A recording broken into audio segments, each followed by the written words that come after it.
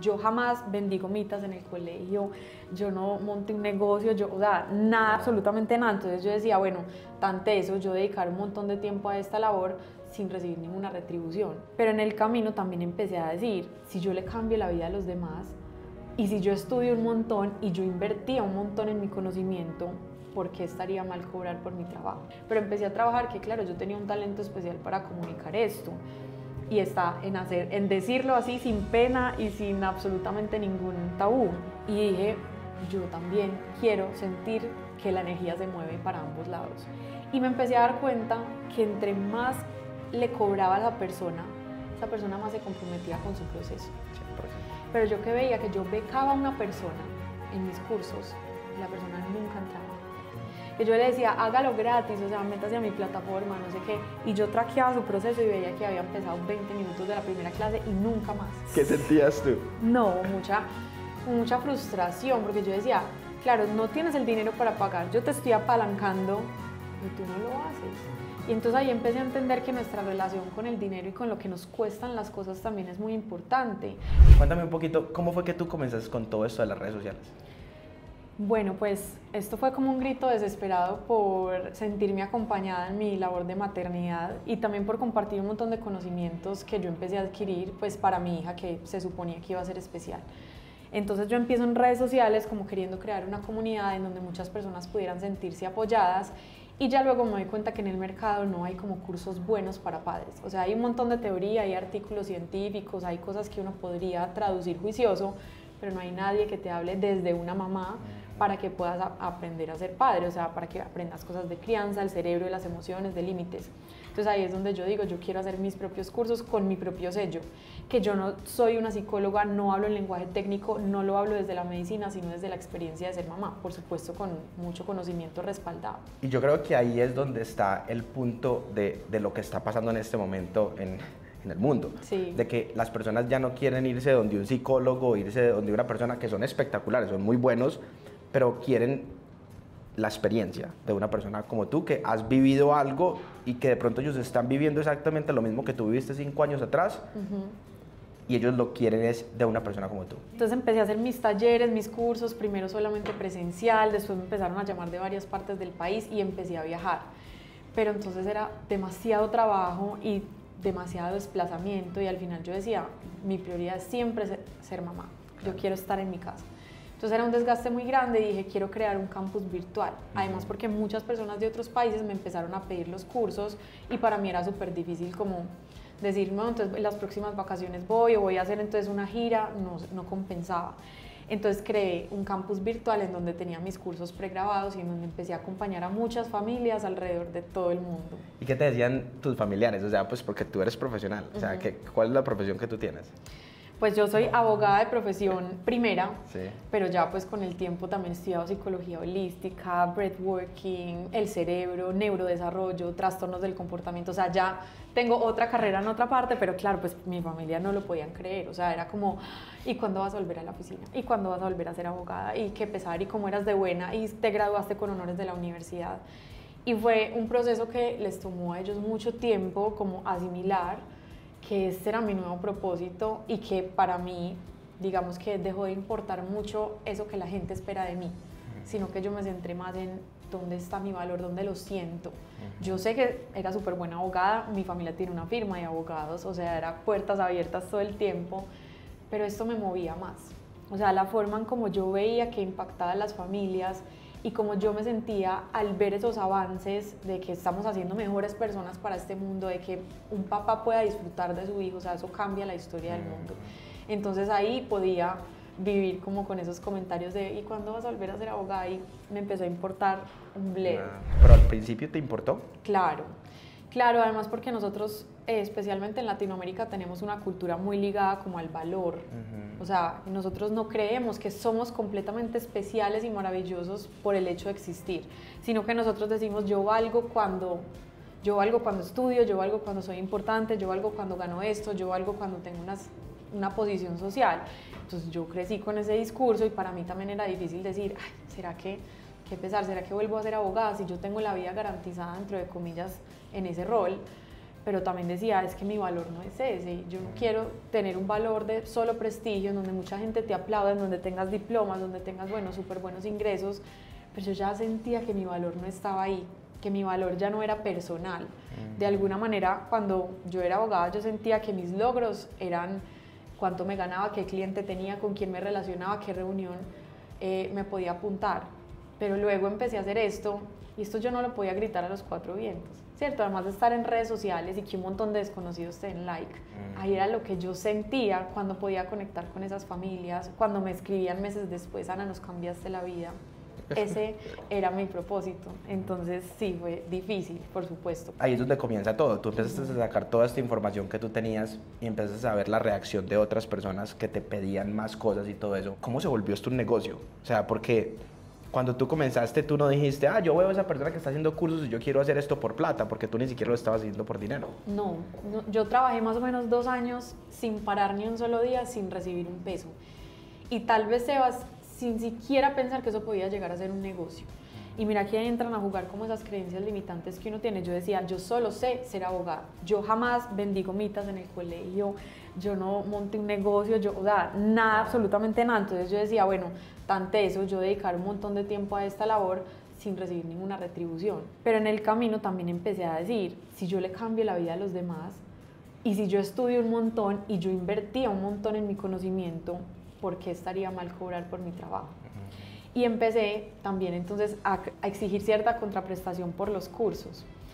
Una contraprestación que todos los que hacían los cursos me decían, esto es demasiado barato. O sea, los mismos clientes me decían, Ana, es que este valor, o sea, es más, ni que pusieras el más alto compensaría lo que tú haces.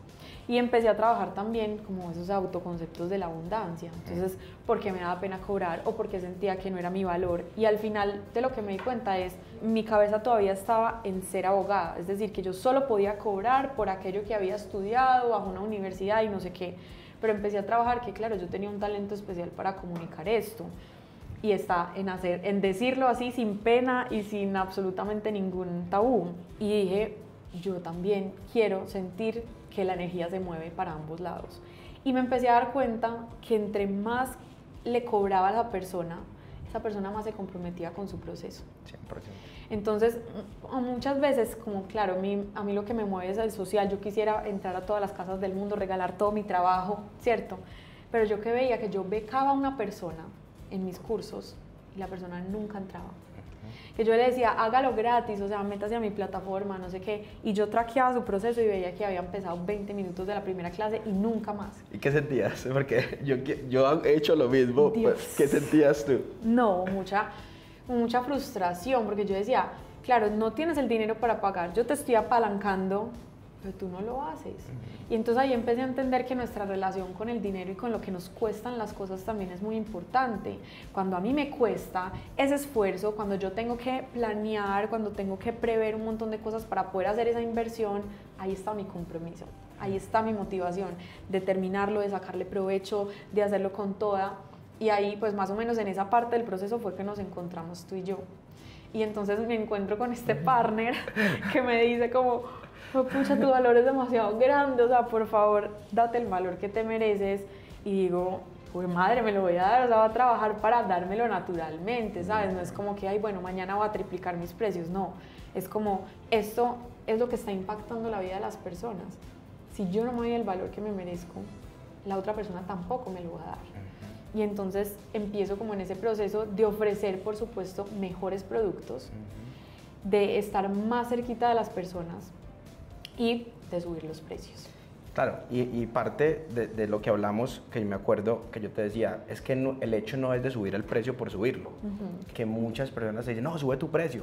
No, mira el valor que le estás entregando a la persona y si ese valor es suficiente para lo que la persona va a recibir, pues sube tu precio. Un ejemplo, la gente que va y compra un Rolls Royce. La gente compra el Rolls Royce no solamente porque es un carro, sino por todas las cosas que vienen con eso. Cuando la gente saca una tarjeta de crédito American Express que tiene que pagar $1,000 al año, no la saca solamente porque es American Express, sino por todo lo agregado que American Express le está dando a la persona. Total. Entonces es poder ver tu negocio de servicios y decir, ¿qué es lo que yo estoy entregando para poder ayudarle a esta persona? Por ejemplo, como tú decías, si lo que las personas necesitan es más soporte y tú les entregas el soporte, pues es que tú tienes que pagar por ese soporte. O sea, eso no viene de gratis. Total. A ti tus empleados no te dicen, ay, Ana, porque estamos ayudando a todo el mundo, entonces ven, yo lo hago gratis. No. Total. Y también pasaba una cosa, y es que yo creía que tal vez hacer el negocio masivo iba a hacer más impacto. Es decir, que yo quería llegar a muchas partes del mundo a la misma vez, y eso fue lo que logré con el campus virtual, de tener 2.500 estudiantes en un mismo momento haciendo cursos desde todas partes del mundo. Sin embargo, estos cursos no podían recibir un feedback mío, porque eran cursos que estaban en línea y la gente los hacía, y la mayoría de las personas son hermosas y te escriben luego mensajes, gracias, me sirvió esto, tan, lo que sea, pero al final los pierdes en el radar. Mientras que cuando yo me centré en subir los precios, hice programas mucho más personalizados, más pequeños, pero en donde yo sí sabía qué pasaba con esa información. Entonces, donde decían, claro, ya vimos, no sé, la clase de límites, pero Ana, ¿qué pasa en mi casa cuando pasa esto, cuando Pedro me responde esto, cuando Juan cruza los brazos, cuando Pepita me escupe? Y entonces yo ahí podía entrar a reintervenir, y siempre, Sebas, siempre era un check verde gigante. Entonces ahí yo decía, es mucho más el valor que yo le puedo impactar a esa persona cuando sube el precio, pero puedo estar para ella, que el valor en que yo te ofrezco algo, tú coges las nociones, pero nunca supe qué pasó con esa información. Y la retroalimentación que esa persona te da te sirve muchísimo, porque estás conectada con esa persona que tú dices, bueno, ahora si agrego esto más, porque todas estas personas me están diciendo esto, mejoras tu programa cada vez más. Total. Que yo creo que ahí es donde está, y lo hablaba en estos días con una persona de una universidad, y entonces me decía, Sebas, es que estamos súper mal en la universidad, ¿cómo podemos hacer para cambiar esto? Entonces yo le decía, el problema de las universidades es de que para ellos hacer un cambio tienen que pasar por 24 personas para que les aprueben una cosa. Sí. Mientras que nosotros hacemos un cambio basado en los resultados de las personas que están teniendo resultados. Entonces, si tú le dices una cosa a una persona y se lo dices a 5 personas más y tú ves un cambio, tú lo agregas a tu programa. ¿Así? Inmediatamente, Ajá. porque no necesitas la aprobación de absolutamente nadie. Que también hay que tener mucha responsabilidad con esto que hacemos, porque estas personas, o sea, empiezan a ver resultados y ya se vuelven como que todo lo que esta persona diga, yo lo voy a hacer. Entonces, hablemos de esa responsabilidad. ¿Cómo te sientes tú con esa responsabilidad, esa carga que tú tienes? Influyes a muchas personas. ¿Cómo esa carga afecta positiva y negativamente tu día a día? Bueno, yo creo que yo he sido muy enfática que cuando uno tiene metodologías de lo que sea, tiene que también tener un objetivo claro, y es que todas las personas somos completamente diferentes, nuestros entornos son diferentes, pertenecemos a estratos diferentes, venimos con creencias y prejuicios muy distintos. Entonces, yo siempre lo que trato de ofrecer a la persona es una base muy sólida, es decir, un marco de acción, y que la persona también trabaje su musculito para que pueda llenar ese marco de acción dentro de sus dinámicas. Entonces yo digo, supongamos, hay que poner límites a los hijos siempre. ¿Por qué? Porque el amor también son límites, y porque el niño no sabe lo que es bueno para él. El niño está recién desempacado en el mundo, está creciendo, podrá tener intuición de muchas cosas, pero el adulto es el responsable de ese norte que va a fijar con ese niño. Yo no le digo qué límites tiene que tener. Claro. Porque esa persona, con sus ideas y sus prejuicios, va a decirle, por ejemplo, a su hijo, tienes que ir a misa el domingo, cuando para mí no es una norma que aplique en mi casa. Entonces, como toda mi metodología está filtrada por esa lógica, y es, yo te brindo el marco base para que tú pongas un límite. ¿Cuál? El que para ti sea honesto. Y me cuido muchísimo de hacerlo, porque claro, supongamos en los cursos yo podría explicarme mejor en todo lo que hago. Mis clases son súper profundas, tocan absolutamente cada punto, y además como la persona puede preguntar, o sea, estamos quedando clarísimos. Pero en redes, por ejemplo, donde esto se vuelve masivo y se viraliza y entonces la gente lo toma de 1000 maneras, me cuido mucho de que la gente no malinterprete mis mensajes. Sin embargo, claro que pasa. Claro Sí, que pasa. claro, porque estás ahí entregando tu mensaje y tú puedes decir, yo hago en mi caso esto, y la persona lo puede tomar como decir, yo también lo voy a hacer. Háblame un poquito las ideas. ¿Cómo sacas tú ideas para crear contenido? Sebas, yo tengo en mi celular más de 3.500 notas todo el tiempo. ¿Qué pasa? Yo digo que la inspiración es una cosa muy, muy escurridiza, y hay que mantenerla de la pata. O sea, yo no permito, o sea, si estamos en esta conversación y a mí me está surgiendo una idea de algo, yo te digo, o sea, dame 2 segundos. Y voy por el celular y lo apunto, o en una libreta o lo que sea. pero yo nunca confío en mi mente como de que después me voy a acordar, jamás. Siempre lo anoto y anoto cosas como la voz interior o el fantasma del centro comercial, o sea, cualquier cosa así, ¿cierto? Para no perder esta dinamicidad de las relaciones, pero luego voy y desarrollo esa idea. Y entonces en mi espacio creativo, que tengo todos los días un espacio creativo reservado para eso, entonces ya cojo y desarrollo la idea y digo, ah, bueno, va a ser un video, va a ser un reel, va a ser un carrusel, o va a ser una historia y voy a poner una encuesta, o sea, todo el tiempo estoy entrenando ese músculo de la creatividad. Yo no espero que ella llegue a mí, sino que yo voy y la agarro. Claro. Bueno, y en ese momento que tienes de creatividad, ¿qué pasa en ese momento cuando dices, hoy no estoy creativa? ¿Te estresas? ¿Qué sentís? O sea, o parás o te empujas y te obligas a que hagas. Me obligo y para eso están las notas. Porque supongamos que hay un día en donde yo me siento y digo, ay, ¿qué hago? ¿Qué hago? Ya tengo 3.500 ideas. Entonces siempre estoy ahí. Otra cosa chévere también son las preguntas que me hacen. Siempre eso es como materia prima para creación de contenido. Porque si a una sola persona le surgió esa pregunta, yo asumo que detrás de esa hay 8.500 y eso nunca falla.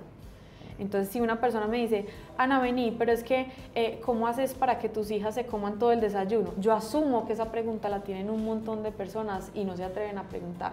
Entonces, no desestimar ni un solo comentario que te hagan, ni una sola pregunta, ni una sola duda. Siempre eso es material demasiado valioso para poder crear contenido.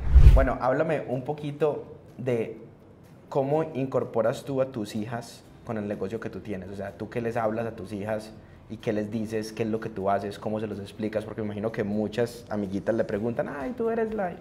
Bueno, digamos que ellas ya están un poquito más grandes y ellas saben qué son las redes sociales. Lo que yo les digo, lo que ellas dicen más bien de mí es que yo soy profesora de papás. Entonces ellas dicen como no, mi mamá les enseña a otros papás a ser amorosos con sus hijos, a que sigan instrucciones, eso ha salido pues como de la boquita de ellas y me parece muy tierno. Entonces ellas saben que, por ejemplo, pues yo estoy grabando gran parte de nuestra cotidianidad, o sea, o que estamos leyendo un cuento y que yo saco el celular y grabo, pero siempre me he como centrado mucho en que ese celular sea una tercera mano. O sea, así como tú no dices, ay, mira, Ana tiene dos manos y ¿qué está haciendo con la mano izquierda? El celular en mi casa es algo muy similar, porque yo cuando estoy compartiendo con ellas, yo lo saco, grabo y no reviso nada ni edito nada, sino solamente grabo. Y ya, pues si ellas, yo les pregunto cosas, ellas contestan lo más natural. O sea, para mis hijas una cámara es cero motivo de terror, porque ahí está el celular. Ya cuando estoy sin ellas, hacemos el trabajo de edición o de qué voy a poner o de subtitular los videos o lo que sea, y ya al final, pues muchas veces ellas disfrutan ver ese contenido. Es como, ay, tú hiciste eso con lo que estábamos haciendo, pues, o cosas así. Y ya muchas veces me ha pasado que ellas quieren estar en el contenido. Entonces, por ejemplo, hay muchas, sobre todo mi hija mayor, le fascina la cámara. Entonces me dice, yo quiero contar una experiencia que viví para los papás de Mamá con Amor para que no les pase a sus hijos. Entonces ya muchas veces yo le digo como, listo, hazlo, y ella ya ha hecho lives, ella sola, o muchas veces conmigo, pero sí es una herramienta que pues para nosotros es supremamente cotidiana. ¿Y te dice que quiere hacer contenido de ella cuando crezca? Sí, que ella va a ser la heredera. La heredera de... Así hace. Mami, yo voy a ser la heredera de Mamá Cuando con tú Amor. te canses, ya no va a ser mamá con amor, sino abuela con amor. Ajá. Y es muy lindo porque en este momento, pues que ellas ya hablan con sus amigas y todo, entonces llega muchas veces a la casa y me dice, mami, fulanita me contó que los papás le pegan, yo le dije que le dijera a la mamá que te siguiera. Entonces me dice, es que lo que tú haces es tan lindo, mamá, porque ellas me dicen que se sienten muy mal cuando los papás les pegan o las gritan o los castigan, y es muy lindo lo que tú haces, mami. Entonces, ¿tú qué sientes ahí cuando ellas te dicen eso? O sea, no, pues esa sí es la mayor satisfacción de todas. yo ayudo a muchas personas que tienen un conocimiento y que no saben qué hacer con eso. Y muchas de esas personas son mujeres, ¿cierto? Y me dicen, siempre utilizan una frase y dicen, Sebas, es que yo no tengo un propósito. ¿Qué le dirías tú a una persona que decidió ser ama de casa, quedarse para estar con sus hijos, para ayudarles, para que encuentren su propósito? Bueno, yo creo que todos en algún momento hemos tenido la oportunidad de exponernos a ese propósito.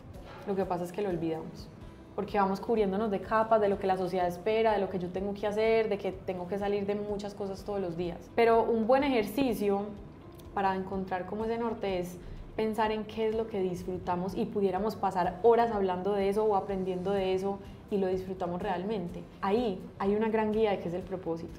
Entonces, Te voy a poner un ejemplo. No sé, yo tengo una primita que decía, pues yo soy diseñadora gráfica, me va súper bien, no sé qué, pero o sea, algo que yo pueda pasar horas haciendo es organizando cosas. O sea, para mí es un deleite ir a la casa de una persona y que me diga, organízame esto. Entonces yo le decía, ahí está el propósito, pero organizar, ahí está. Y hoy tiene una empresa que va a las casas y organiza y vende las cosas de almacenamiento, una empresa gigante. Otra decía, no, yo me muero por los perros, o sea, yo amo los animales, pues yo no quiero ser veterinario, entonces ¿cómo hago? Entonces yo le decía, listo, ¿y si te dan perros para cuidar? Ah, no, yo feliz, listo. Cobraba como $10.000 el fin de semana y se iba y les armaba planes a los perros, pero que les compraba gafas de sol, helados, le mandaba fotos a los dueños de los perros. Pues imagínate que te hagan eso con tu animal más preciado. Entonces cualquier cosa, sin subestimar absolutamente ningún talento en el mundo, puede convertirse en un gran propósito. O sea, si a mí, si hace 15 años le hubieran dicho o nos hubieran dicho, mira, o sea, tu hija se va a dedicar a enseñarle a papás cómo criar a sus hijos. O sea, vos decís, no, pero, o sea, te haces. ¿Qué hubiera dicho tu mamá? No, mi mamá, o sea, mi mamá todavía le cuesta. O sea, ¿cómo así que una cosa que es milenaria, todos hemos tenido hijos y por eso la humanidad está aquí, se va a inventar, pues, que yo voy a pagar para que me enseñen a ser papá? Eso es un propósito. Entonces yo creo que todos hemos estado expuestos a momentos de placer o de disfrute donde decimos, pues pucha, este lugar es demasiado especial, donde lo disfrutamos, donde lo hacemos bien, donde sí podemos enseñar, hablar, aprender demasiadas horas sin que pase el tiempo en teoría. Ahí está el propósito. Tengo un amigo que tiene 21 años, ¿cierto? Y nosotros le ayudamos a él a que hiciera algo con su conocimiento y el pelado le fue súper bien. Y el papá le decía, es que, oiga, usted lo que está haciendo sí es legal. Porque todavía, claro, todavía conectan el trabajo con sudor, con eso. O sea, cualquier persona, tú tienes un conocimiento mejor que otra persona, cualquier persona siempre va a tener un conocimiento. Entonces, lo que yo le digo a la gente es, ¿qué te llaman a ti tus amigos y tu familia a decirte, o sea, ayúdame con esto? Eso ahí, monetízalo. Total. Si tú pudieras comenzar de nuevo, antes de tú entrar a la universidad y tener la carrera que tú tienes, ¿volverías a hacer tu carrera o harías algo totalmente diferente? Volvería a hacer mi carrera. ¿Por qué? Porque yo siento que ser abogada a mí me entregó una forma de pensar, una estructura en la que yo, incluso hoy siendo mamá con amor, me apoyo. Por ejemplo, esa facilidad de ir de lo particular a lo general, de lo pequeño a lo grande, de saber que hay pasos para hacer las cosas, ese finalmente es mi sello diferenciador. O sea, cuando yo soy capaz de ponerle pasos a una persona para que ella siga en orden y logre su objetivo, eso tal vez, si no hubiera estudiado Derecho, no tuviera cómo hacerlo. Entonces, ¿qué pasa? Que la crianza es algo que existe desde hace mucho tiempo, pero no hay un manual. Yo sí lo tengo. Por esa estructura mental, ese orden, ese juicio, yo sí te entrego un manual. Y te digo, ah, listo, te está costando esto, aquí está paso número 1, 2, 3, 4 y esto lo hacemos por esto. Y entonces la idea general es esta, entonces ¿cómo lo vas a aplicar en lo particular? Entonces, esa facilidad como para hacer esos lineamientos, yo creo que a mí me los dio la carrera. Además, por supuesto, pues de yo misma hacer los contratos y resolver, o sea, ser abogado es algo muy práctico en la vida.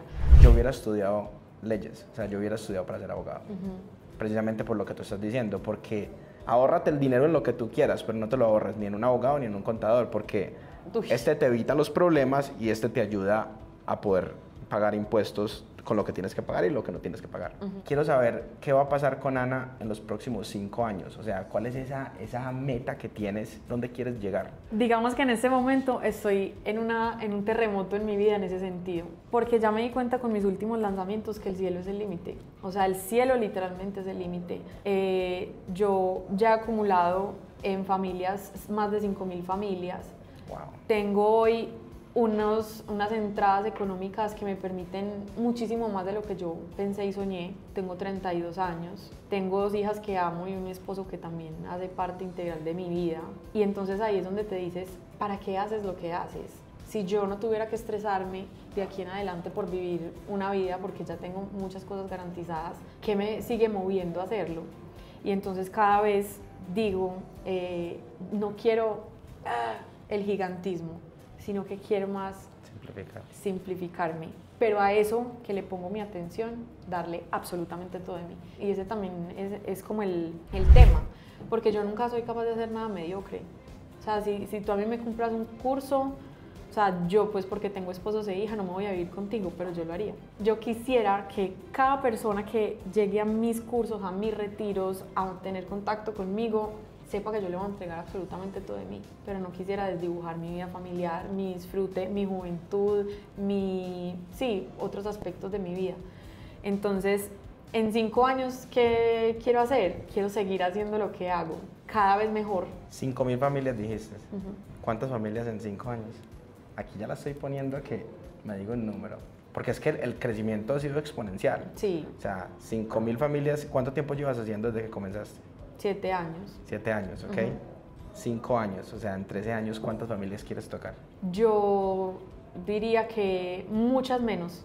O sea, no lo haría exponencial, sino que lo reduciría mucho más. 6.000, tal vez, pero 6.000 con toda.